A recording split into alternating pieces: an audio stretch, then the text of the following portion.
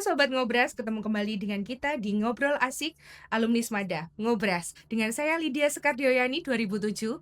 Dan saya Fatna Bledski dari angkatan 2017. Oke, baik Dek. Untuk kali ini podcast kita kedatangan Dr. Rini Andri Astuti, spesialis anak, alumni Smada Kediri tahun 87. Selamat malam, Dokter. Selamat malam, luar biasa nih Terima kasih atas adik-adik. kedatangannya, Dokter. Alhamdulillah bisa bertemu ya di Iya, baik Dok.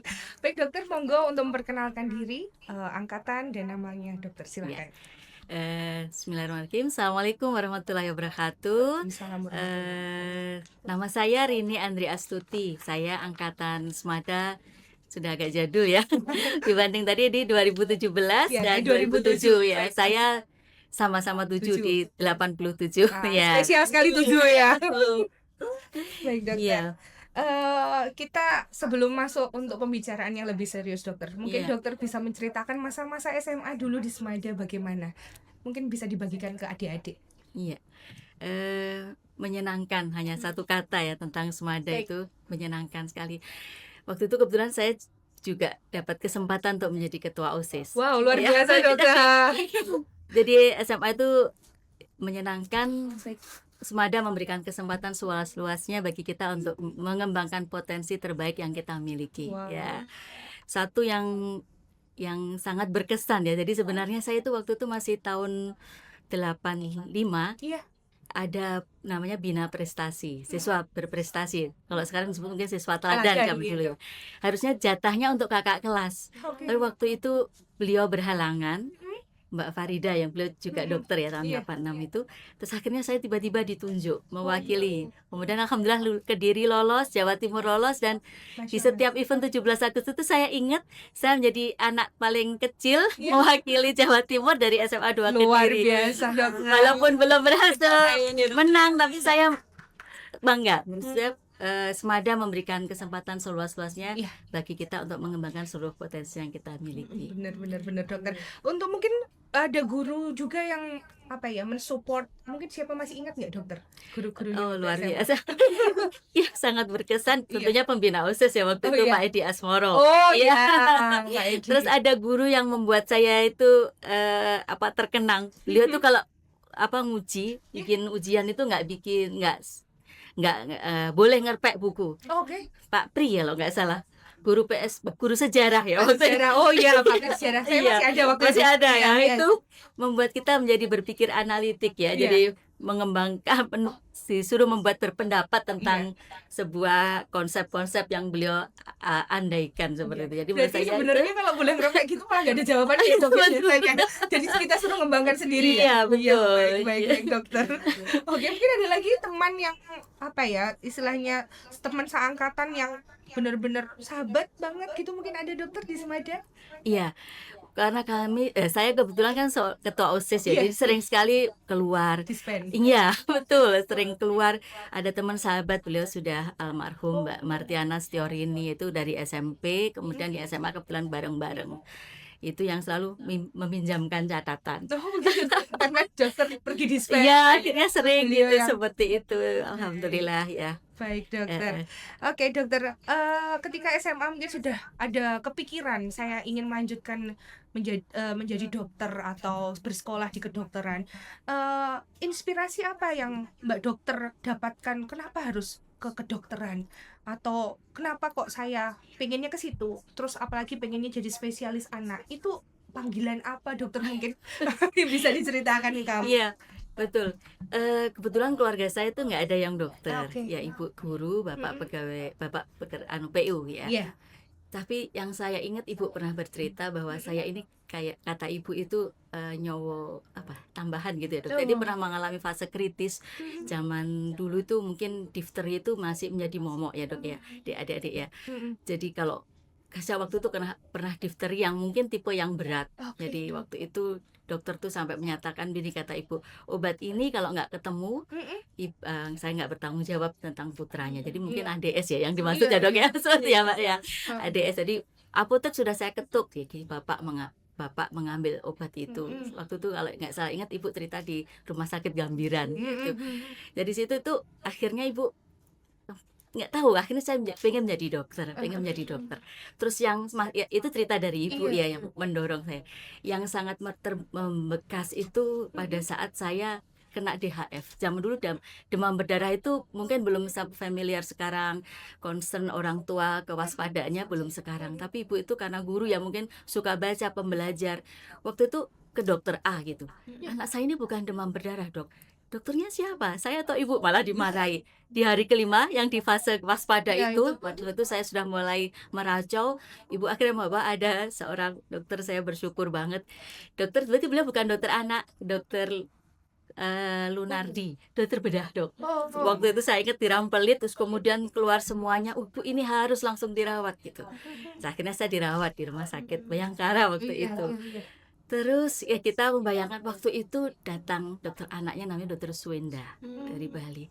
Saya melihat begitu beliau hadir itu, terus seiring waktu kan saya mulai fase penyembuhan ya.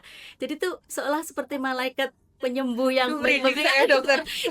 ini saya bercerita sesungguhnya itu akhirnya membuat saya jadi saya kok pengen jadi dokter anak. Iya, Itu saya kalau nggak panggilan. salah kelas 3 SD. Oh. Jadi setiap kali ditanya akhirnya saya jadi pengen jadi dokter anak seperti itu. Terinspirasi ya, Dok. Iya betul. dong, iya. Jadi kita kebayang dari sakit kemudian enak. Jadi itu menjadi membekas banget, dan mungkin beliau merawat saya dengan sangat lemah lembut, Iya. memberikan semangat Iya, seperti iya. itu.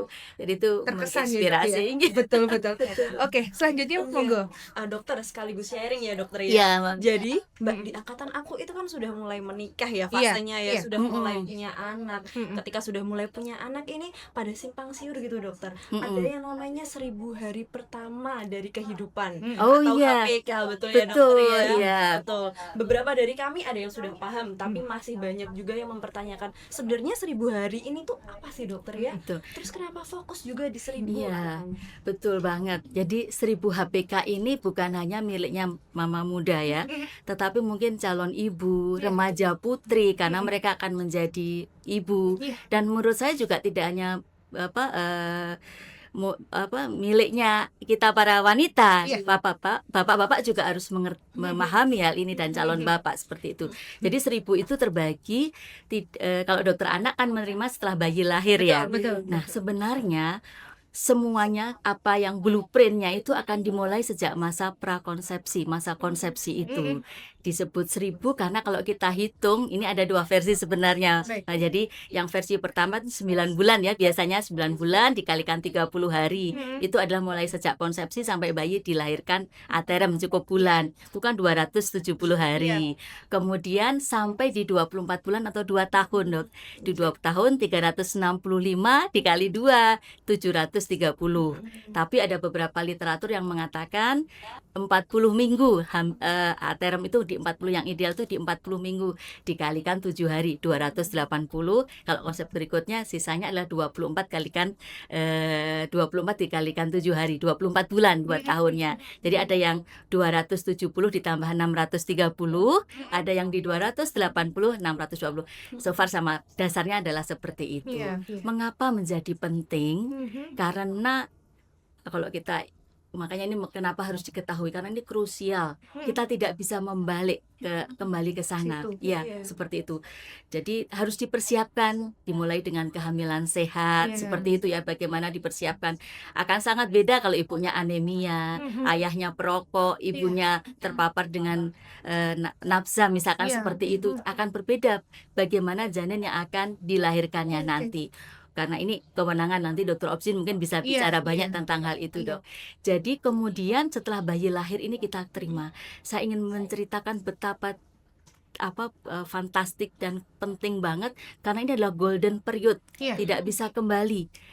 Pada waktu bayi lahir itu berat dari otak bayi itu 25% daripada berat otaknya orang dewasa nantinya. Dan setelah 2 tahun itu, Dok, perkembangan tuh begitu cepat. Beberapa literatur menyebutkannya 80-85%. Jadi tinggal 15% berikutnya. Dan puncaknya tuh di 6 tahun itu 95% daripada otak orang dewasa itu sudah terbentuk.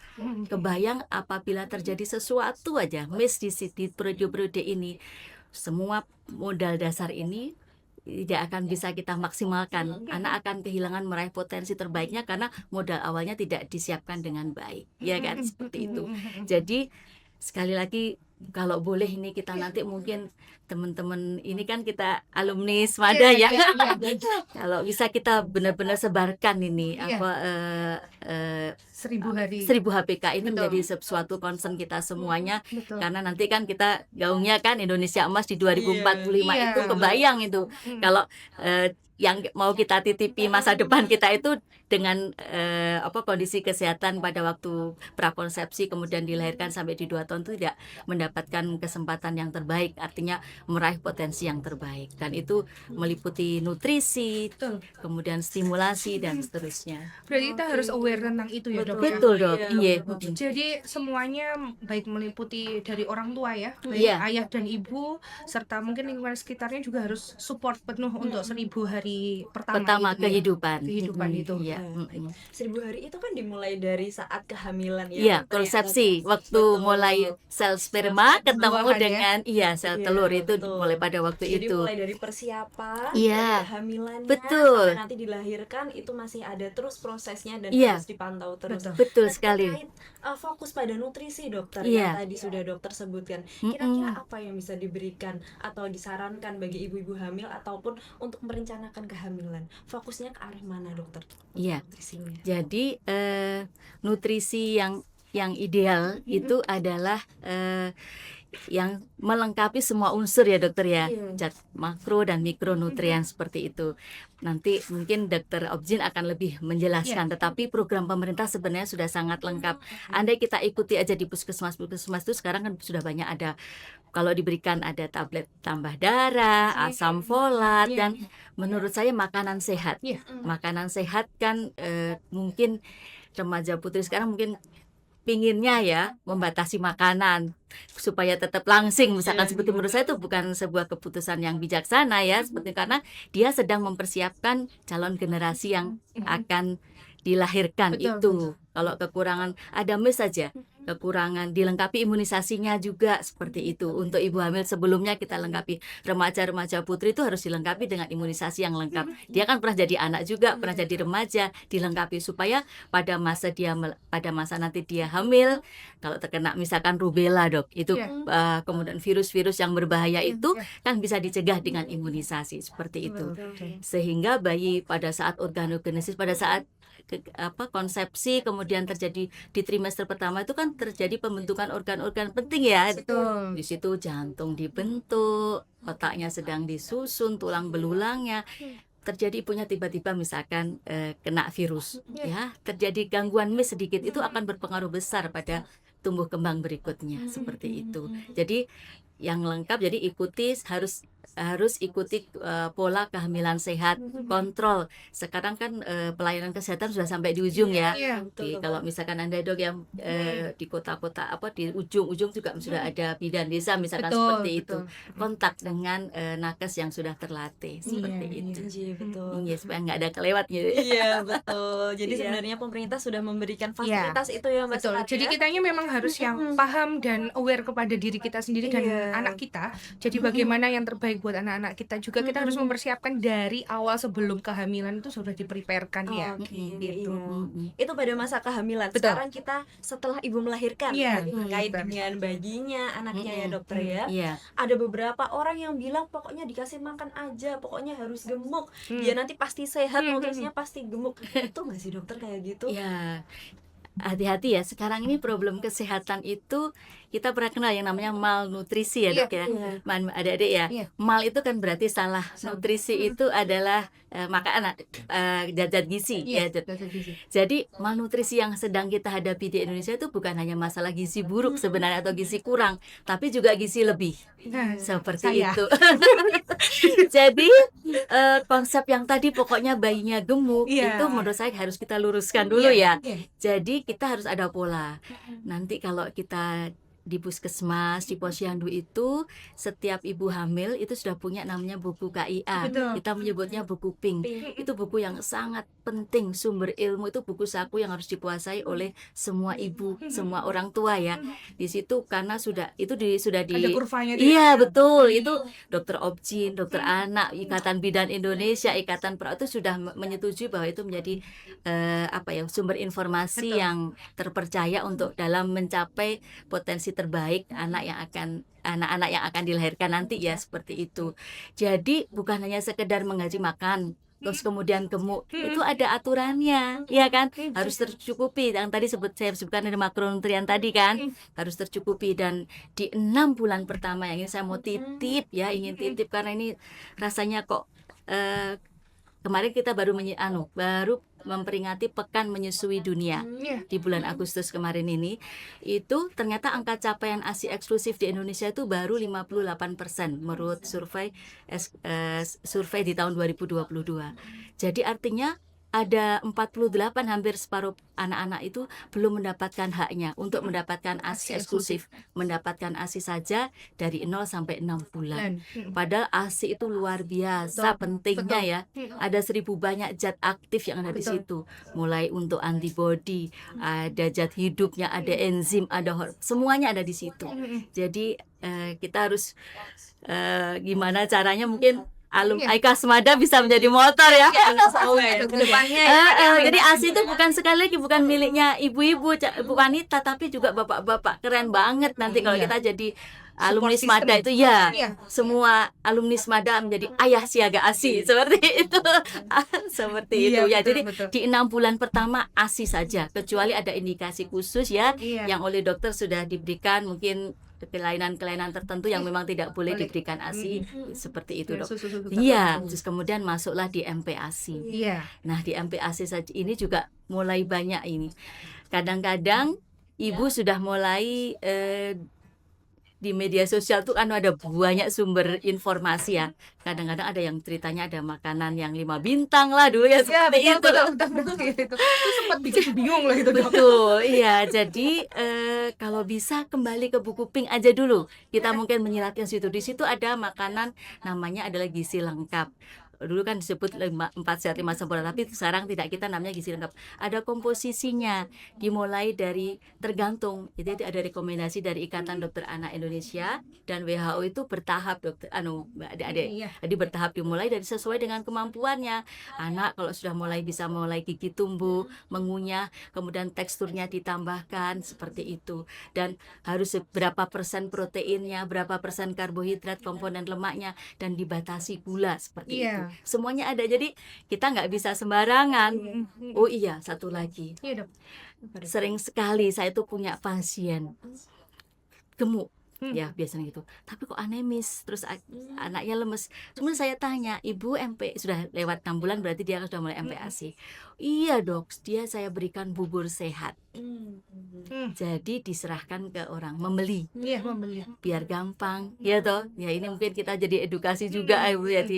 Jangan kita buatkan sendiri, masa anak kita serahkan orang lain. Ingat tadi 0 sampai 24 bulan kita akan mengejar 85% daripada berat otak menuju dewasa. Itu mau kita isi apa? Betul dok. Jadi otak itu semakin banyak kita sudah nyiapin makanannya itu trigliserid, lemak.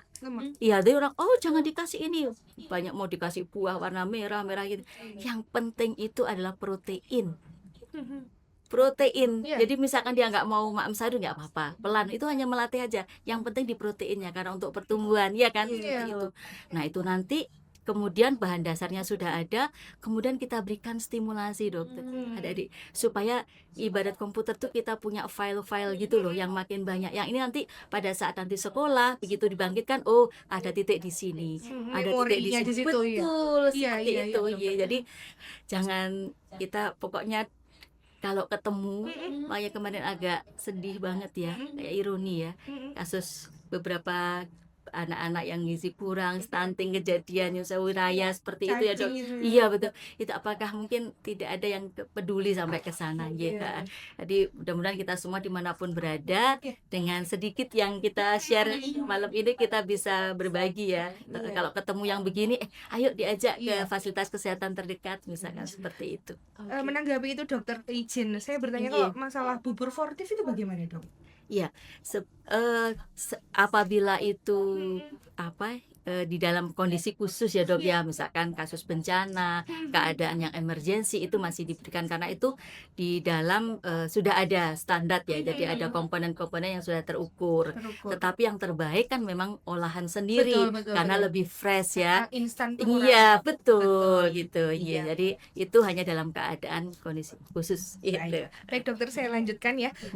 Oke dokter, ini kalau bonding antara orang tua dan anak dalam proses stimulasi ini seberapa penting dan bagaimana bagusnya? Iya. Bonding dimulai sebenarnya sejak bayi lahir. Iya. ASI eksklusif yang DBF ya, Iya. direct breastfeeding itu salah satu yang tidak bisa digantikan lain adalah bondingnya. Kan sekarang banyak sekali ibu-ibu yang Pumping. maunya pumping. Iya. Seperti itu. Itu mungkin nutrisinya dia sudah paham tentang bagusnya nutrisi yang terkandung dalam ASI. Tapi mungkin ada satu yang terlewat yang tidak bisa digantikan ya Dik ya. Iya. Yaitu apa? Faktor psikologis bonding tadi. Iya. Kalau bonding anak itu kalau pada saat kita dekat tuh dia serasa tempat yang paling baik bagi baby itu apa? Di dalam perut. Karena dia tempat paling nyaman dan paling aman mendengar suara jantung ibu, suara nafas ibu ya toh.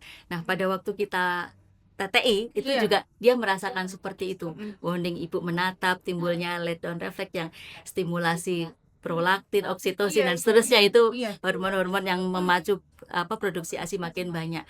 Itu dia mulai dari situ. Jadi menurut saya kalau anak itu tidak hanya kadang-kadang bilang yang penting quality time, bukan kualitas waktu. Betul. Bukan hanya kualitas tapi maksudku jumlah bersamanya itu. Iya. Nah, bersama itu bukan hanya duduk nemenin tapi membersamai. Kan sering ya titipkan ayah putranya kepada bapaknya main HP sendiri-sendiri, itu bersama tapi sendiri-sendiri. Iya. Tidak membersamai.